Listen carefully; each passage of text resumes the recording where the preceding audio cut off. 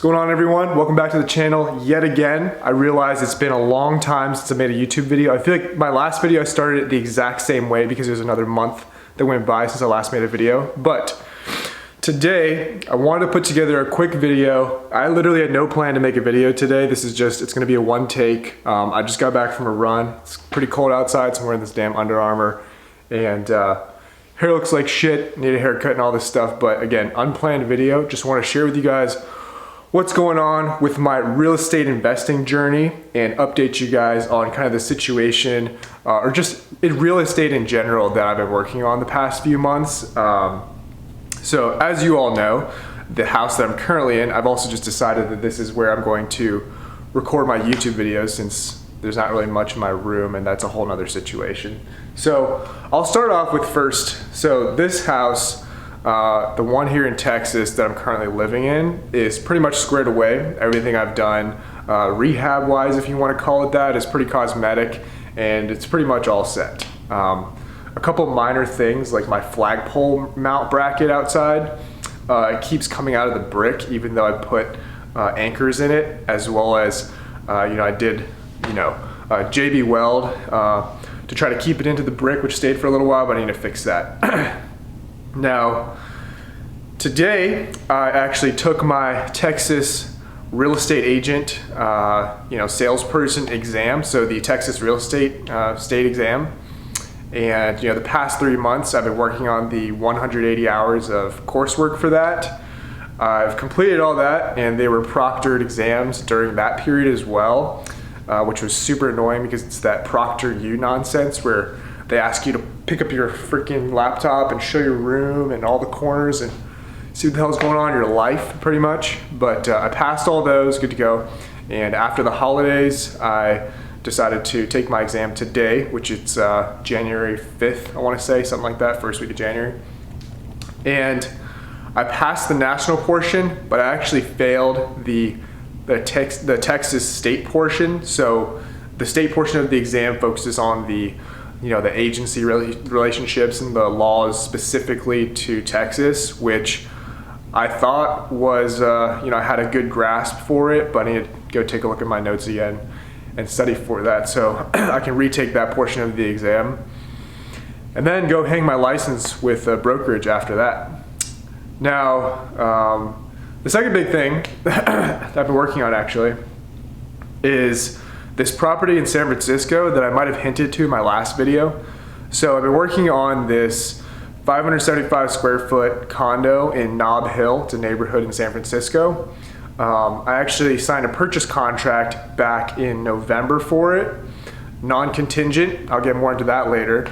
And it's obviously now been over a month since that's happened. 2 months, I want to say.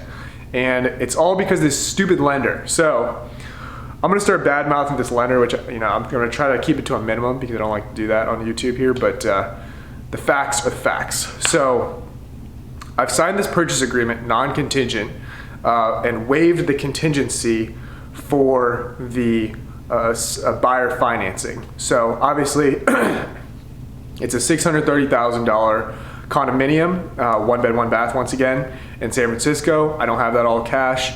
And because it's a project that I'm using as an investment property, I was planning to do some work on it, put it back on the market with the same agent I'm working with to purchase a property.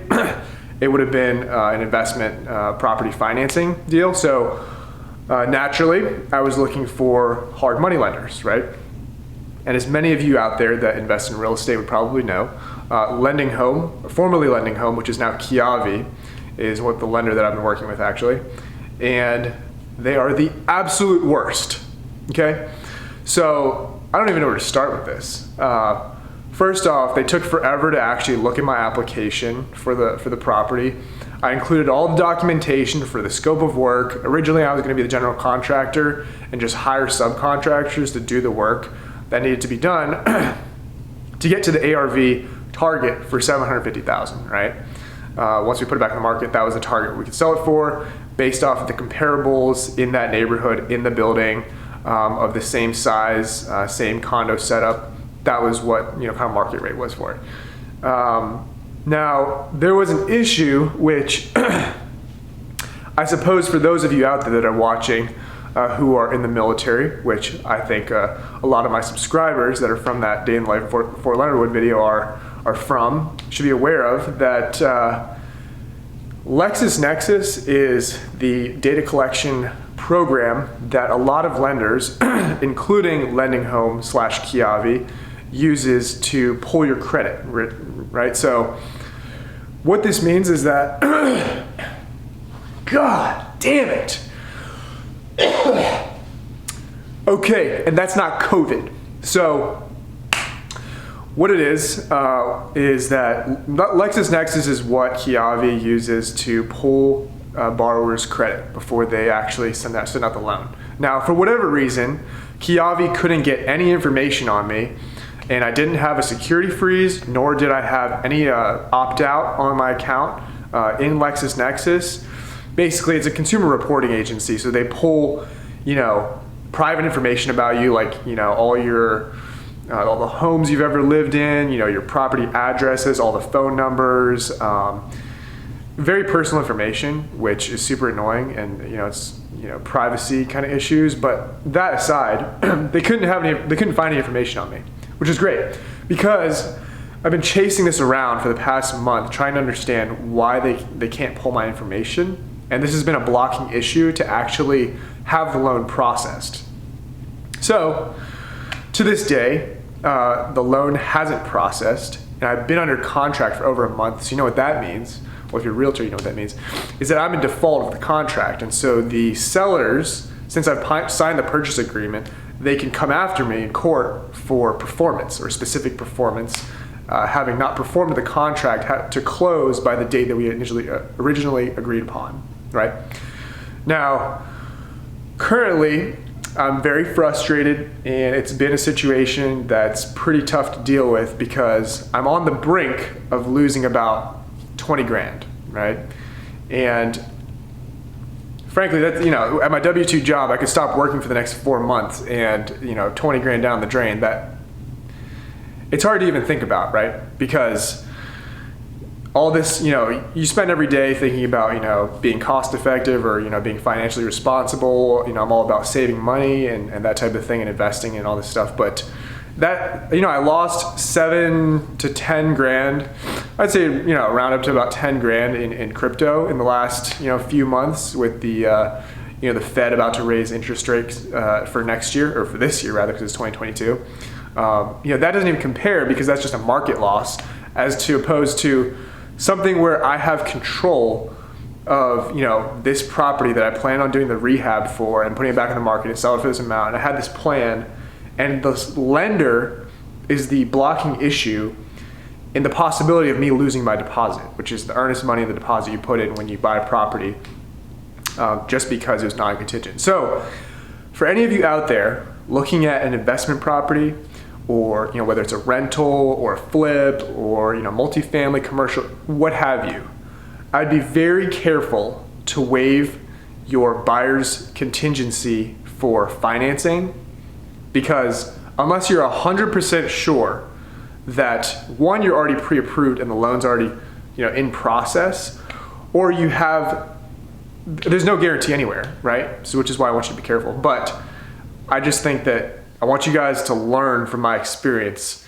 Now that I'm sharing this, I want to record this video primarily because there's a lot of mistakes I've made these last few months. And the biggest one is not reading into the purchase agreement and this, the signing process of all this documentation, because there's so many documents you have to sign when you're purchasing a property, and investing in real estate just multiplies that because of the volume you're doing, right? And so be very careful with the buyer contingency for financing. And I would highly recommend that you don't waive that. So in the event something like this happens, where something unforeseen, like a credit check, where it doesn't even matter because it's a hard money loan, is affecting your ability to close on the property, that you'll be able to get your deposit back. And so if it's $1 million property, that's a lot of money. If it's a $750,000 property, that's a lot of money. Even a $100,000 property. Well, you get the idea. It's really a shame that this hasn't worked out the way I was planning it to. And frankly, over the holidays, I was thinking about it a bit. It really is just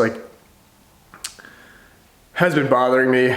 And so I just wanted to put up this quick video, because I know, you know, I try to look on the bright side of things. I'm generally a pretty positive guy, but the situation really is looking pretty bleak, and I'm running out of options here. So I'll probably update you guys again on the status of this investment property, not this one, the one in San Francisco, if it goes through or if it doesn't, as well as my real estate agent journey, being licensed as a real estate agent here in Texas. I figured for the most part it would be beneficial, because if I'm investing in real estate, especially, you know, back home in Texas, I could save on the seller, the broker fees for selling a property, because I could be my own agent, right? And so that was something I thought about. Again, I'll update you guys how that all works out and what brokerage I decide to go with.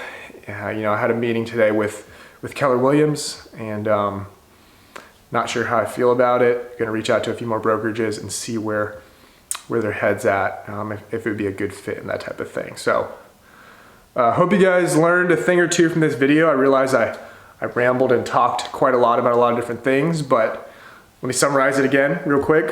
First one, the buyer's contingency for financing. So the financing contingency when you're buying a property, don't just check that box and waive the contingency. Or if your realtor's like, oh, you know, it'll help you get your offer accepted, be careful of that. In the event that this type of situation happens where you can't get the financing, then your earnest money, your deposit, gone. Other lessons, you're just gonna have to press J on a keyboard and go back to see what it was that I said. But yeah, hopefully you guys learned something. I'll probably go back and watch this video for my own purposes, you know, in a year or two, and realize the big mistake that I made. Hopefully, fingers crossed, that I don't lose my deposit on this deal, because again, that defeats the whole purpose. But we'll have to wait and see, and I'll keep you guys updated. So thank you for watching. Feel free to drop a like down below. Feel free to drop a like down below if you enjoyed the video. Why is this part always hard? Feel free to drop a like down below if you enjoyed the video. And until next time, damn it. Feel free to drop a like down below, and I will see you all in the next one.